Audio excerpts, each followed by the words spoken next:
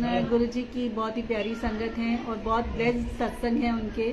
तो थोड़ी देर के लिए मैंने आंटी को रोका, लेकिन आंटी कह रही हैं कि मुझे हुक्म नहीं है कि मैं जो है वो सोशल मीडिया साइट पे अपने फेस को हाईलाइट करूं। सो गुरुजी की कृपा से हम गुरुजी के दरबार के सामने आंटी दरबार में गुरुजी रहेंगे और सत्संग करेंगे आपके बीच में।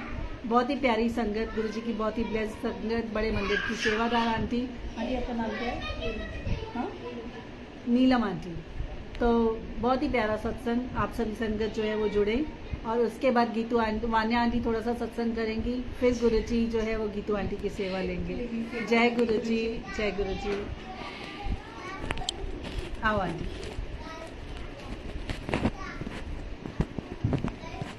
आंटी जोश में, जैसे आपने अभी सुनाया था। जय गुरुजी, शुक्राना गुरुजी। ओम नमः शिवाय। शिव जी सदा सहाय। ओम नमः शिवाय। गुरुजी सदा सहाय। सबसे पहले गुरुजी का शुक्राना इस प्लेटफॉर्म पे बुलाने का। ये मेरा फर्स्ट टाइम है प्लेटफॉर्म पे और मैंने गुरुजी के बहुत सत्संग सुने हैं। इवन भाटिया आंटी से बहुत मिली हूँ, तो जिन्होंने मुझे ये कहा था कि गुरुजी कहते हैं कि मीडिया में आना पसंद नहीं करते थे, इस वजह से शायद मेरी भी ये फीलिंग्स हैं।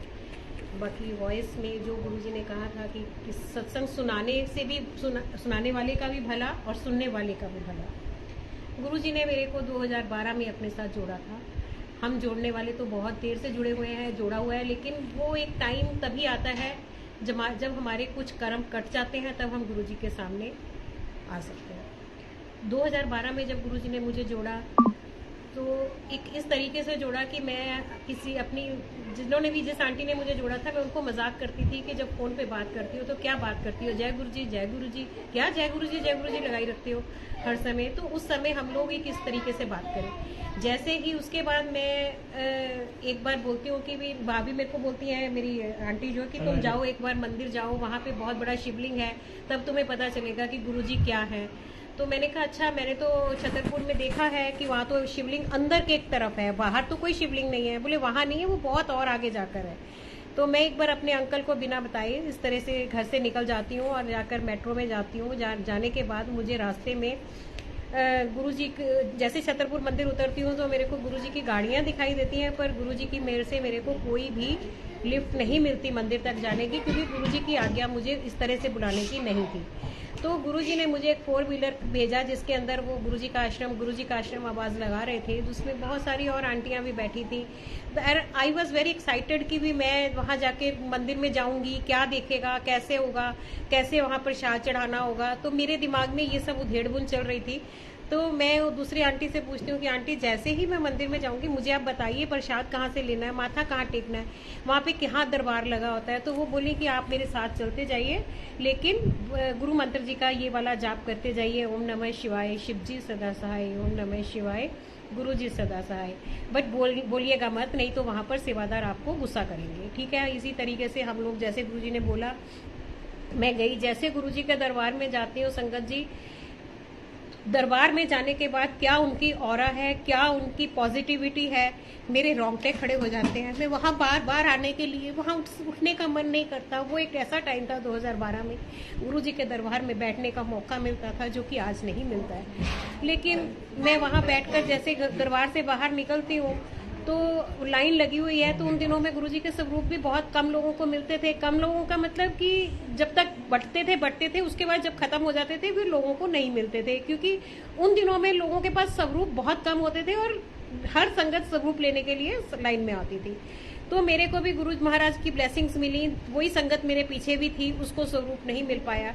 तो उसने बोला आप तो बहुत ब्लेस्ड हो कि आपको पहली बार में ही आप आए और आपको गुरुजी ने स्वरूप भी ब्लेस कर दिया। तो शुक्राना गुरुजी का। घर आई, घर आकर मैंने अपने अंकल को बोला कि मैं तो आज ऐसे मंदिर गई हूँ। अगले नेक्स्ट मंडे आया, मेरे अंकल कहते मुझे भी साथ में चलना है। तो जैसे ही हम लोग गए हैं वहाँ पर मंदिर, एक रूटीन ऐसा गुरुजी ने बना दिया कि हर मंडे हमको बुलाना शुरू कर दिया। जैसे हम हर मंडे जाते थे तो मेरे अंकल ऑफिस लेट भी हो जाते थे, लेकिन उन्होंने अपने ऑफिस में ये बोल दिया कि मैं हर मंडे और ऑफिस में लेट भी हो जाऊंगा तो मैं गुरुजी के मंदिर से होकर आऊंगा। जय गुरुजी। इस तरह से करते रहे। फिर गुरुजी ने जिज्ञासा दिल में पैदा की कि जैसे इतनी संगत सेवा करती है, तो मैं सोच रही हूँ गुरुजी अपने दरबार में तो बुलाया कि ऐसा नहीं हो सकता कि हम भी ये सेवा कर सकें, हमें भी सेवा मिल सके।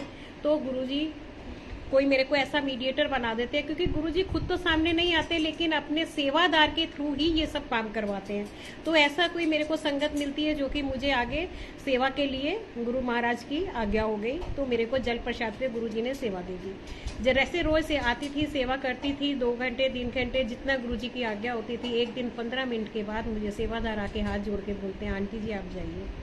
मैं नहीं जाती, मैं ह्यूमन बीइंग्स हैं, हमारे दिल के अंदर एक ये जलन सी पैदा होती है कि ये कैसा क्यों, ऐसा क्यों, हमें क्यों मना कर रहे हो। तो मैं इसी तरह से सोच रही हूँ कि सेवादार मुझे आप क्यों मना कर रहे हो, कि मैं तो अभी सेवा करने लगी हूँ। बोले नहीं आंटी आप जाइए, क्योंकि उस समय वो सेवादार खुद नहीं बोल रहा था, उसको गुरुजी बुलवा रहे थे। उस समय मेरे अंकल की तबीयत खराब थी। जैसे ही मैं मंदिर से बाहर निकलती हूँ, उनको अंदर से थोड़ा कर्ज भी करती हूँ कि मेरे को अंदर से भेज दिया, मेरे को सेवा नहीं करने दी। बट तब तक मैं ये बिल्कुल अवेयर ऑफ दिस थिंग कि मेरे हस्बैंड की तबीयत ठीक नहीं है। तो जैसे ही मैं अपने अंकल को फ़ोन करती हूँ, तो उनको बोलती हूँ कि आप कहाँ पर हो। तो बोले मेरे तो बहुत सीवियर पेन हो रहा है, तो I am going to hospital for test करवाने के लिए, कि मेरे अभी एक्सरे होएगा और ये होगा। तो उसी समय मैं मंदिर से घर जाने की बजाय अपने अंकल के पास चली जाती हूँ। तो ये है हमारे गुरुजी कि हम लोगों को बात बात पे किस तरह से हमें अपना रास्ता दिखाते हैं, क्योंकि गुरुजी अपनी प्यारी संगत को जब अपने चरणों में लगाते हैं या उनको ब्लेस करते हैं, तो उनका हर अच्छा भला बुरा कहाँ, ये सब क्यों क्वेश्चन तो हमें करने ही नहीं है गुरुजी से। ये क्वेश्चन का जवाब गुरुजी हमें अपने आप देते हैं। अपने आप हम लोगों को तभी कहते हैं गुरुजी कि जब मेरे पास आते हो अपनी इफ और बट जो है हमारे जूतों के पास, जूते स्टैंड में छोड़ के आया करो।